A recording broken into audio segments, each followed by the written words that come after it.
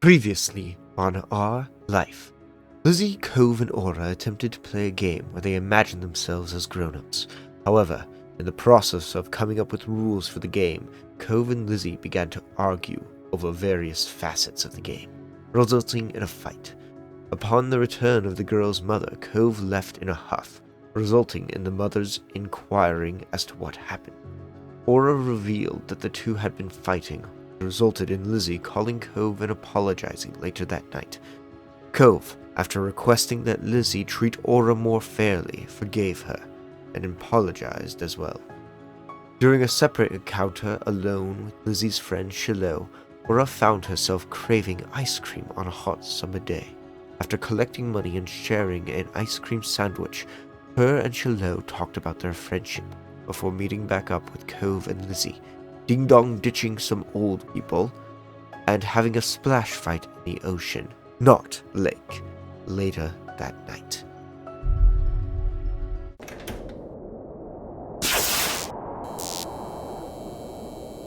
Hello, keyholders. My name is Brogar DM, and welcome back to another episode of Our Life. I've decided that we're just going to continue with the story and get things going, so let's just get started with Sandcastle and Fireflies today.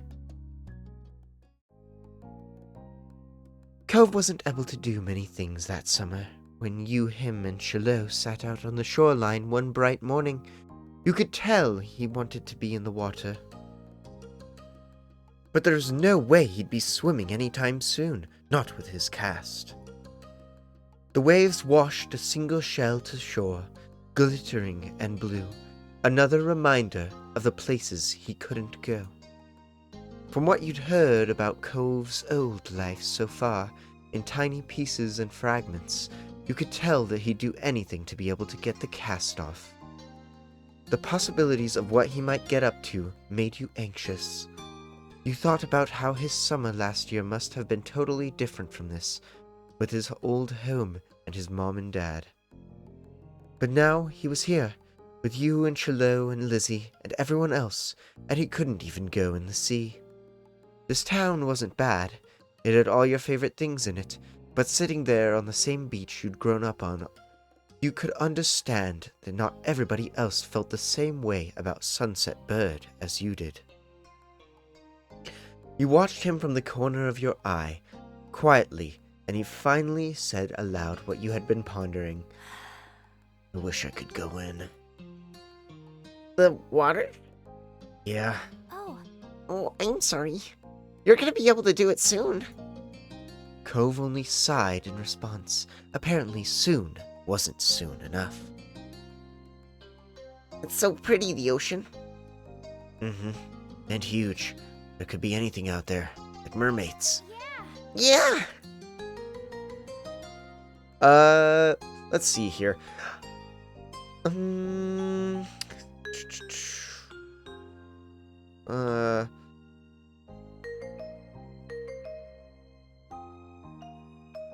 She didn't have... Swimming might be fun if we could. Oh, right, Aura's voice. Sorry. Swimming, that was it. Swimming might be fun if we could. But it's not like there's anything we can do about it. Obviously not interested in hearing much more of your input on the situation, Cove turned back to the water.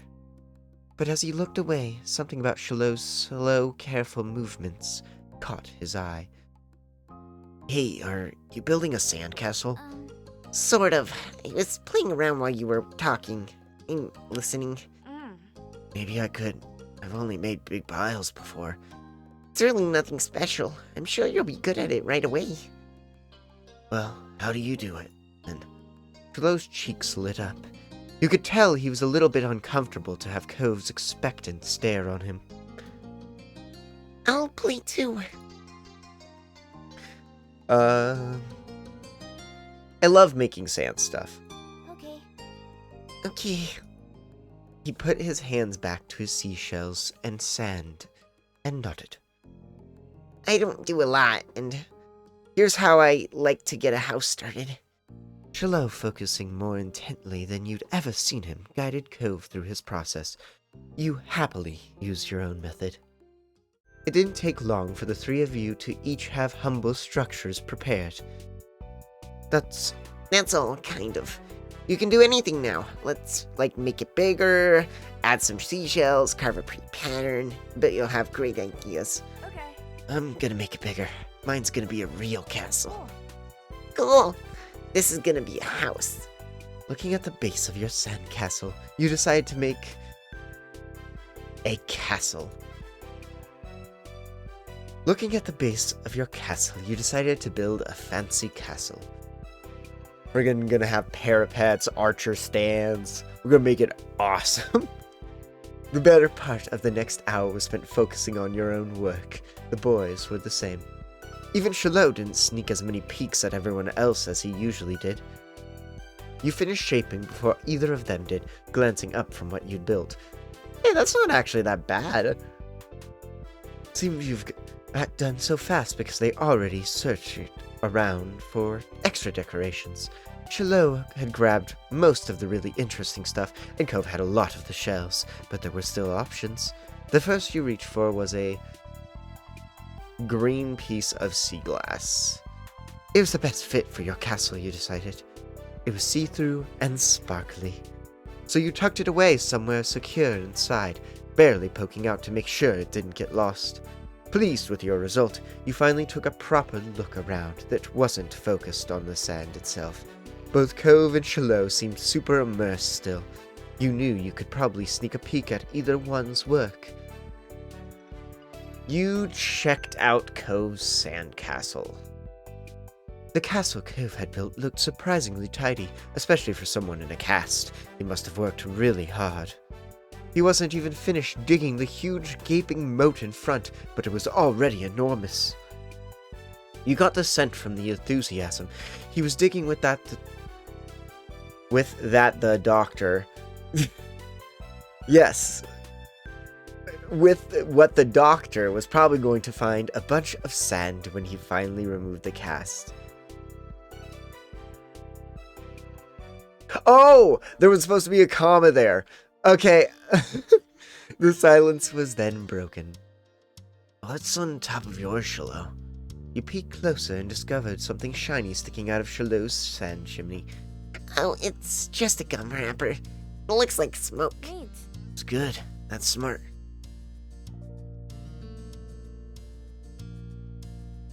Yeah, I didn't think of that. You really know a lot about this. Shiloh smiled without a word, and that was that for the current topic. God, this is going to be something I do a lot of today. Alright, can I see what you did? Sure.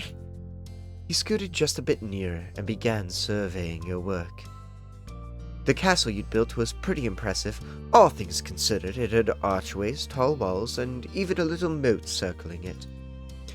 You would probably feel safe living there.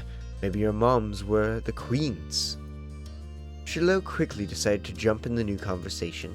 Hey, Aura, what did you do? I made a castle. Shiloh didn't look so happy anymore. You both built castles? Yeah. Yeah? Aw. Oh, that's neat how you guys match. It's too bad we didn't all do it. Next time we should. Wouldn't that be boring? If something is the only one of that thing, that makes it special. Yeah, for and castles and stuff. People too. My dad always says how everybody is their own man. Real individual.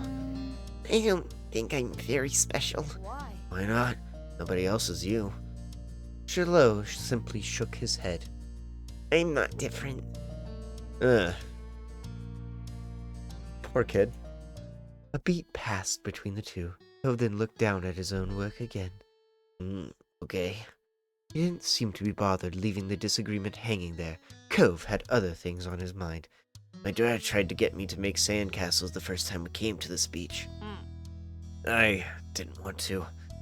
Cove trailed off again. There was another moment of silence. Shiloh shifted and opened his mouth to say something, but Cove spoke up before he could. You didn't think he noticed that Shiloh was going to talk. Hey, do you know what happened when your moms met my dad, Aura? You blinked, not expecting the question. You thought hard.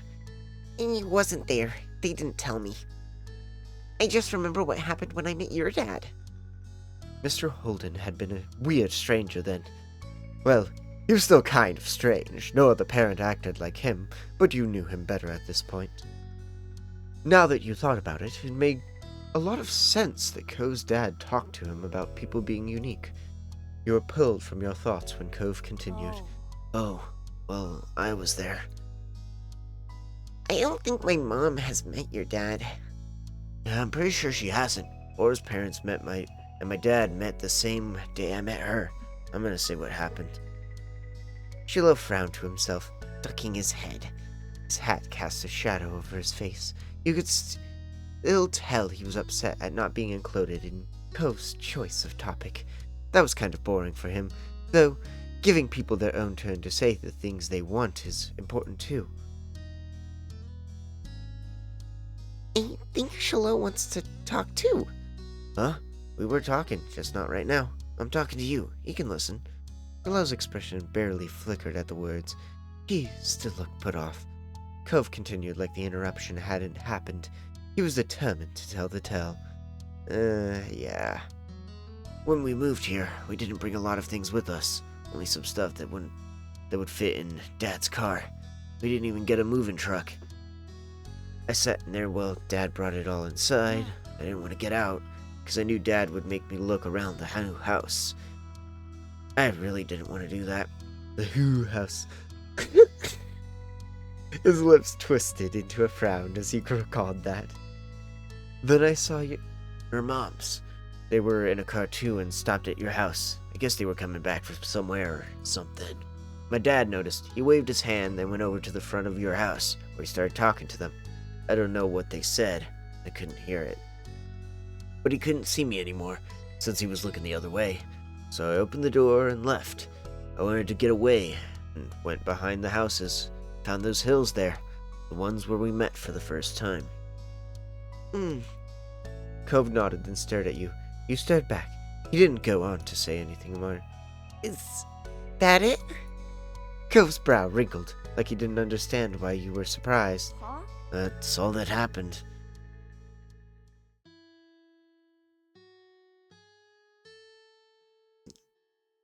You really gotta get better at telling stories. Cove didn't seem to accept the critique whatsoever, but that was how our parents met. I didn't make the story up. If you say so. Shiloh's mouth twisted in a scowl of disbelief. But he said nothing. Why'd you bring that up anyway? There was a slight shrug of Cove's shoulders. Well, I was thinking about it because of the sandcastle. You remember when I moved to here? Dad showed me the beach first, before we went to the car to unpack. He was really excited about it for some reason. Cove's brows furrowed a little more as he quietly raked his hands through the sand. I get it. You thought maybe Mr. Holden wasn't that excited about the beach, and was instead hoping Cove might be. Yeah. He was trying to find something to cheer the kid up, probably. But the line of conversation had come to its end. Even Cove was done with it. Some other topic had popped into his head. Shiloh, fidgeting uncomfortably in the sand, had made Cove aware of his presence again. They looked at each other, and you could only wonder what this might be about. Hey, Shiloh. Yeah? Why are you always turning so red, even when nothing's happening? Curly startled, he jerked back. Neither you or Shiloh had expected that to be how he got included in the conversation again. I don't know. I guess. Okay, it's kind of weird. Shiloh's eyes were wide with embarrassment, and his lips twitched, and he was blushing even harder than before. You're blunt. Ugh. Maybe it wasn't only this. Perhaps it was simply the last straw, but it was a big deal to Shiloh. A huge deal. He didn't just look sad. He seemed almost panicked. You weren't sure if he was about to cry or run away or what, but you soon got an answer. When you wear glasses. Most kids don't wear glasses, and nobody is named Cove. who asked you to come? Who asked you to come? It was probably just your dad bugging Aura's family some more because you don't have anyone else who will ever play with you. Cove blinked. The tension on the beach was suddenly uncomfortable in a way you didn't know how to even mention.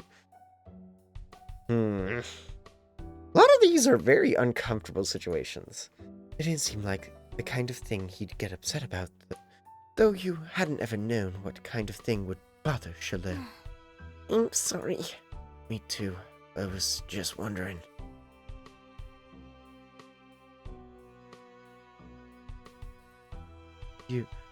You nervously messed with the sand. You picked up some sand and turned it over in your hands. There didn't seem to be much you could do to stop the fight, and you weren't sure what to do with yourself. Cove looked over at what you were doing, and started building his own set of walls. Shalot took a breath before kneeling back down to his own patch of sand. It seemed they both decided to try playing again. You were glad for that. You all went back to making more sand buildings, but the whole mood had changed. Shalot's cheeriness was clearly gone, and Cove looked as confused as ever about why the other boy had blown up. The air stayed uncomfortable the rest of the afternoon, right up to the moment that Shalot's mom appeared at the beach to take him home. Cove and Shalot had mostly followed your lead and barely said a word, his mom standing behind him. Even Shalot's goodbye had been quiet, friendly, cheerful, but noticeably quiet. But with Shalot gone and the sun going down, you knew it was time for you and Cove to head to your own houses. You followed him as he made his way out of the sand. The walk home was quiet. You passed by familiar landmarks, shoes thumping against the sidewalk in near perfect unison. Cove was clearly caught up in thinking about something. You asked Cove what he was thinking. What are you thinking about? The prospect of asking made you nervous, but you did anyway. Okay, is everything, okay? Oh, I was just wondering. Cove fell silent again, for a few more seconds, then sighed. Why'd Shalot act like that when I said he was all red a lot? He gets embarrassed. Embarrassed? He gets embarrassed. Embarrassed, but I didn't say anything that bad. It might have upset him anyway. I guess I can get it, why he would do that. Sometimes I get really mad too. Despite seemingly coming to a conclusion, Cove's mood was still sour. Hey, Aura, was Shalot telling the truth? Huh? His gaze left yours as he dug on the sole of his shoe into the ground. He looked oddly vulnerable for a second. Does my dad make you hang out with me? I know he talks to your moms about that a lot. An uncomfortable weight settled in your chest at the question. You liked spending time with Cove. You didn't even have to think hard about it. You knew you did, but you couldn't help feeling guilty. Cove didn't know what happened when you met Mr. Holden.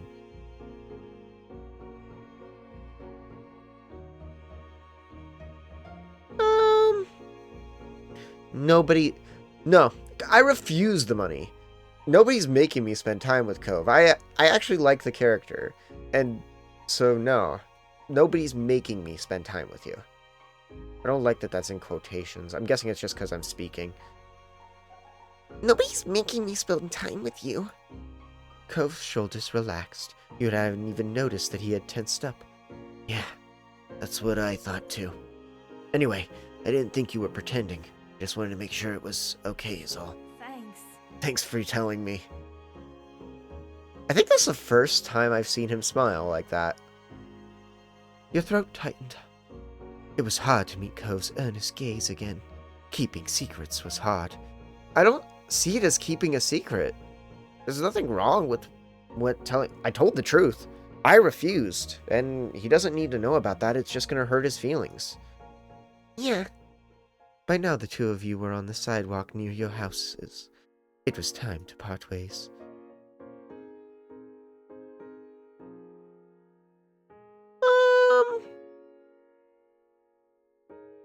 You nudged Cove's shoulder. You reached over and gave Cove a fond push forward. Bye. See you tomorrow. He laughed a little, playfully pushed your hand back. He didn't mind the bit of rowdiness at all. Bye. Then you jogged towards your house. When you looked back, you saw Cove making his way back home too. As if he felt your eyes on him, he turned around. He waved. You did too. You still felt a little unsure with what you were supposed to do about the deal Cove's dad had offered. You didn't want to say something bad, or something you shouldn't.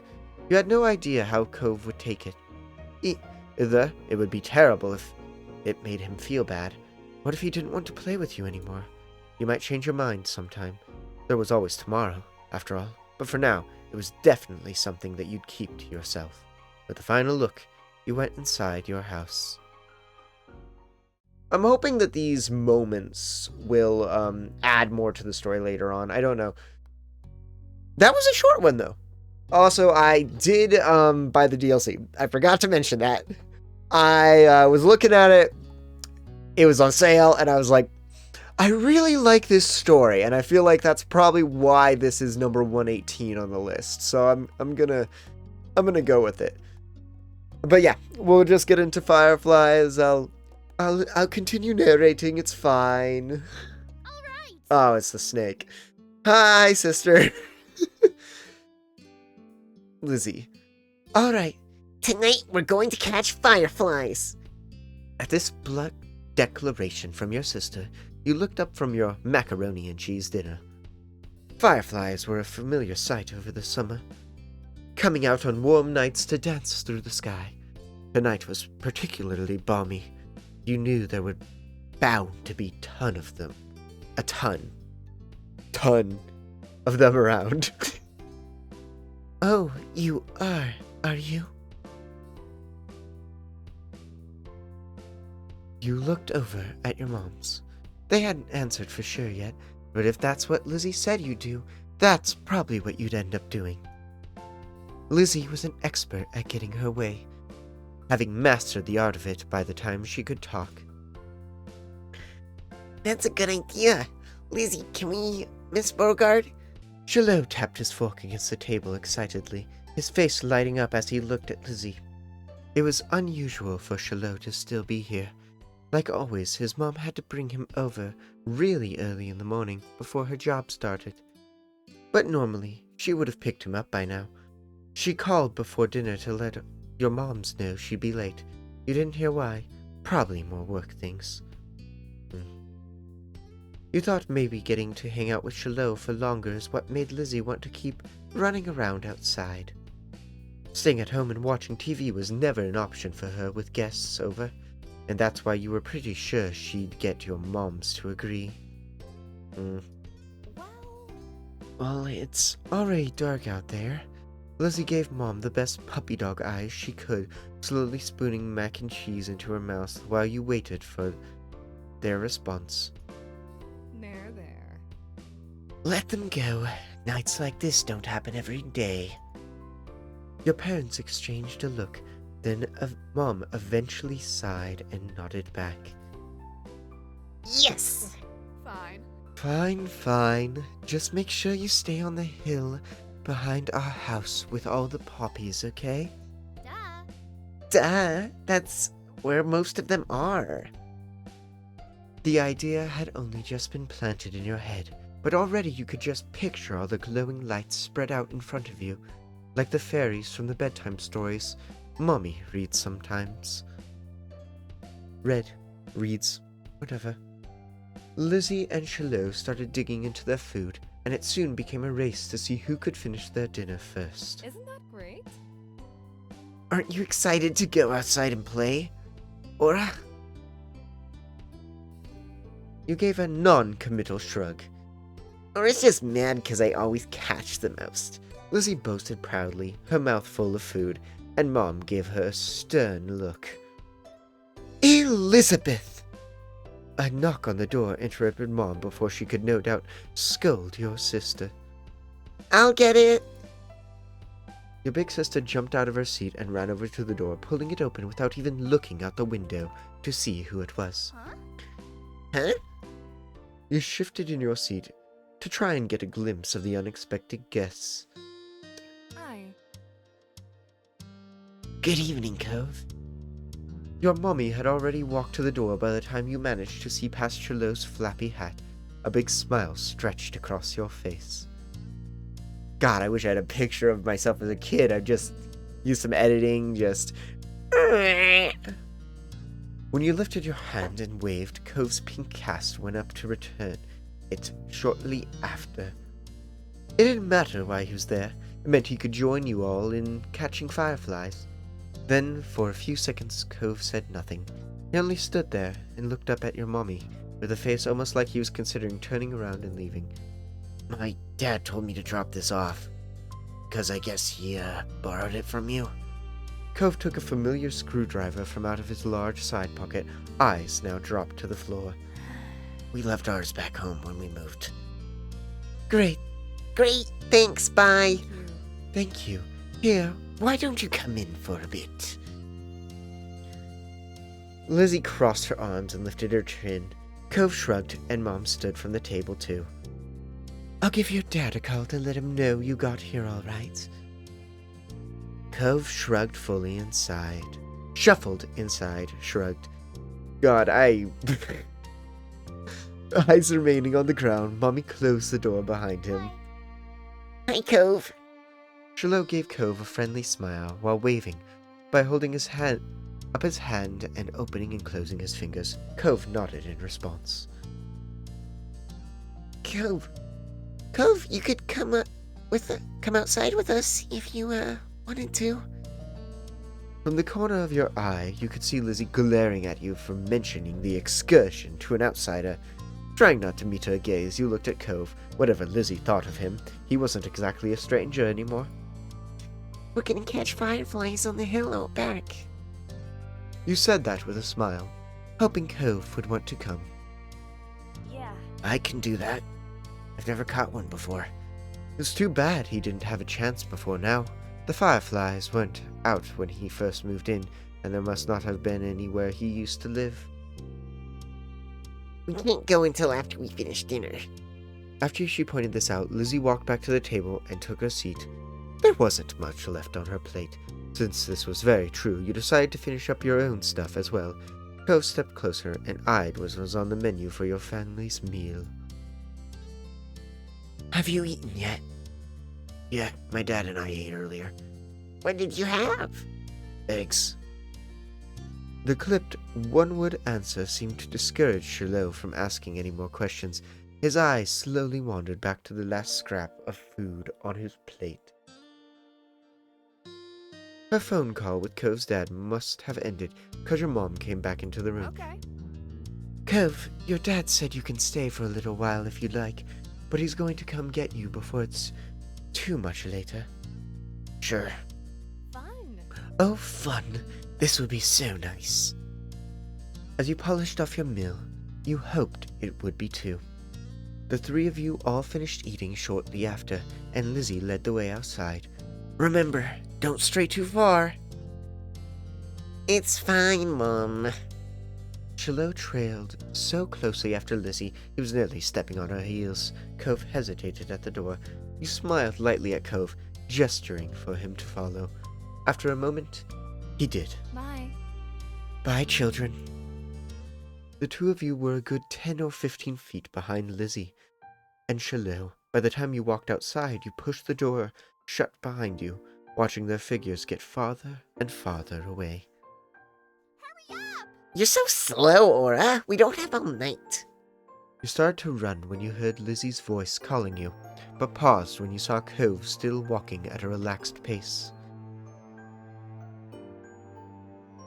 You walked with him.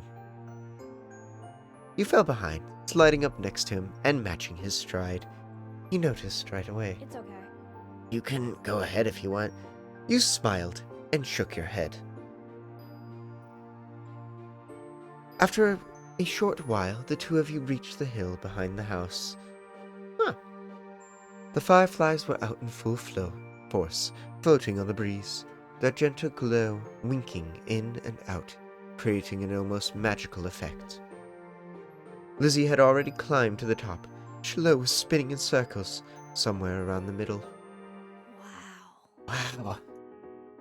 Chilo took a moment to come over and welcome the both of you to the hill. Hi guys. It's really great out, huh? See how many there are? Yeah. A firefly danced through the air, landing on Ko's sea green head. Chilo couldn't help but giggle. You and Chilo couldn't help but giggle. Covering your mouth with a hand, the sound escaped you, and Cove looked at you in confusion. What? You gestured to his head. He reached up, making the firefly dart away. Cove jumped, then followed after the glow.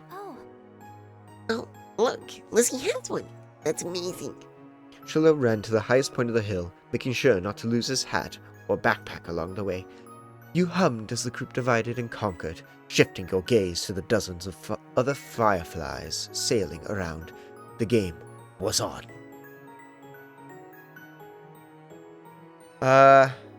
You had a bandage on your thumb and you tried to be cautious of that. You had a bandage on your palm. Oh, I have bandages.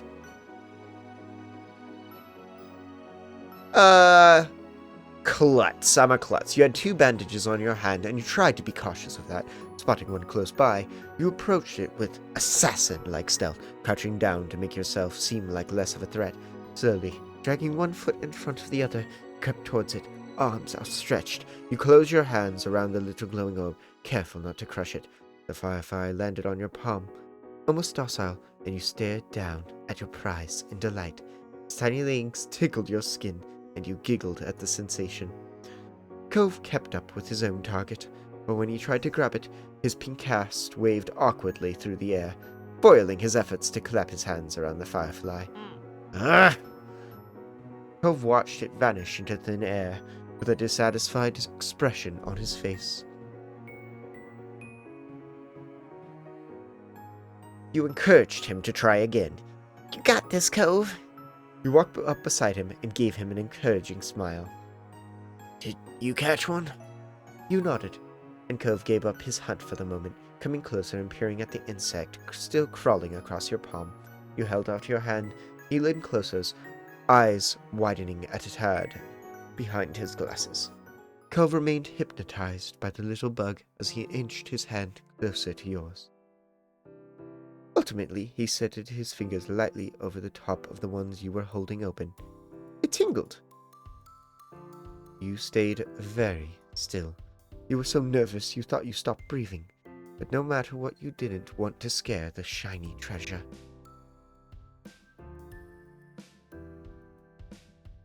Hey, this is the first time I've seen my hand. Oh, that's why they asked about the bandages. Jesus, his hand is huge compared to mine.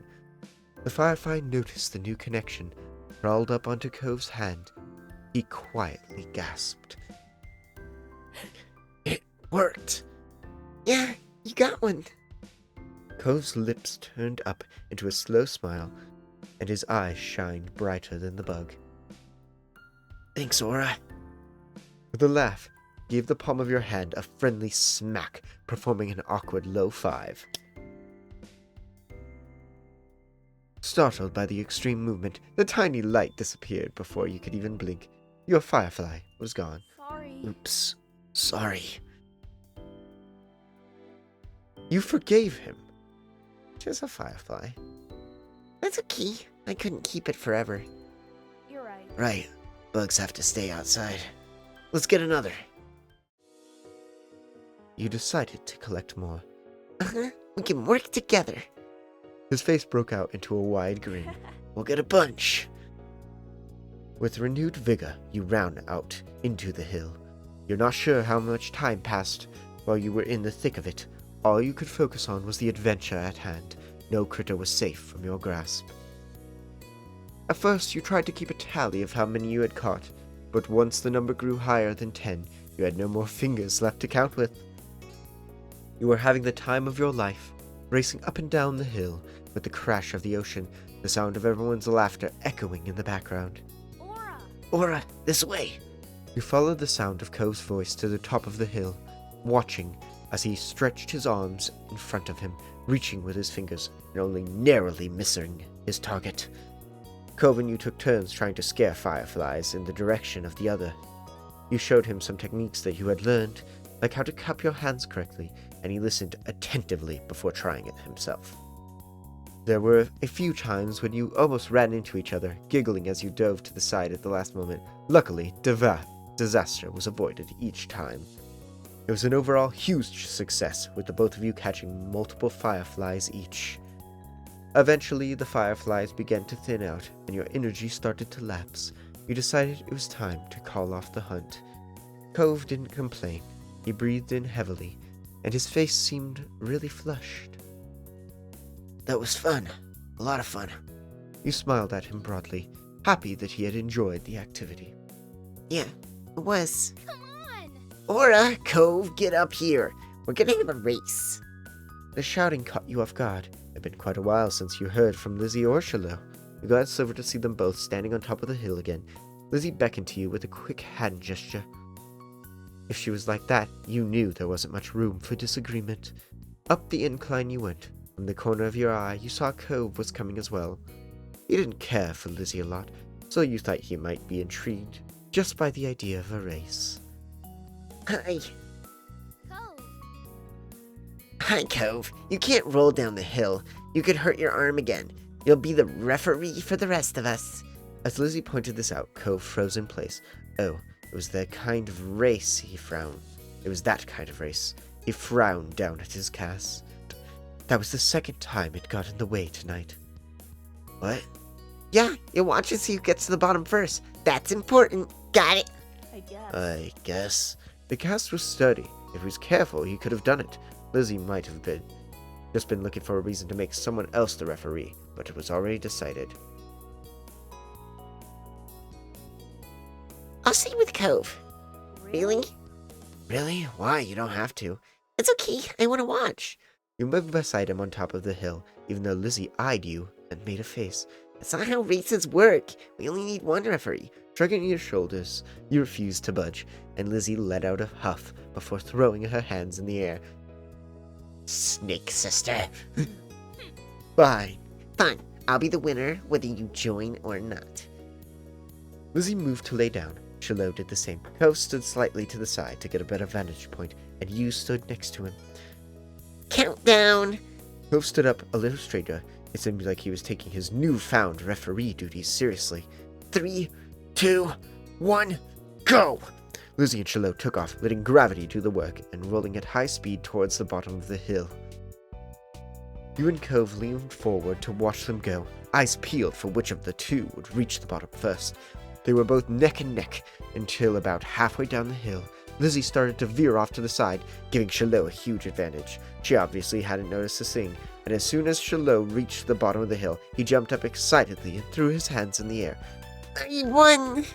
Almost immediately, he fell back onto the grass, still dizzy from his roll down the hill. Lizzie stomped out of the bush she had ended up in, sputtering angrily, and brushing leaves from the front of her dress. Not bad. You got lucky. Let's do it again and see who wins for real. Kids, it's time to come in. No. You snickered, feeling grateful you hadn't been a part of the mini debacle. You caught Cove's eyes and saw that he was doing the same. It had gotten late, and it was beginning to feel just a bit chilly as you made your way out of the hills, but the cold in the air hadn't dampened anyone's spirits. The four of you walked back home together, side by side down your neighborhood street, discussing the evening, with each person trying to prove that they were the one who caught the most fireflies. You knew that whoever really did catch the most didn't matter much anyway. All that mattered was that you all had a good time, judging by the smiles on everyone's faces, you did. And there we go. 2 more done, and we're on to the DLC, guys. Yeah, I'm super excited to continue this. I'm hoping to get... So, here's the plan for this one. I've been a little late on posting the top 250 videos because I've been trying to get in some multiplayer recordings as well with Panda. I kind of feel like I want to focus a bit more on this series, though, so I'm going to try and focus on getting an episode out every Saturday. So this episode should be posted this Saturday. You guys should see it. I know we just posted one on Thursday, and that, it may be a little weird to get those episodes so close together, but I want to kind of try and stick with that schedule. So yeah, look forward to every Saturday being top 250 and another video, either Pumpkin Panic or a multiplayer one with Panda being the next episode. But yeah, for now, I am going to end this episode here. Thank you all so much for watching, and for now, I'm going to close the door on this one.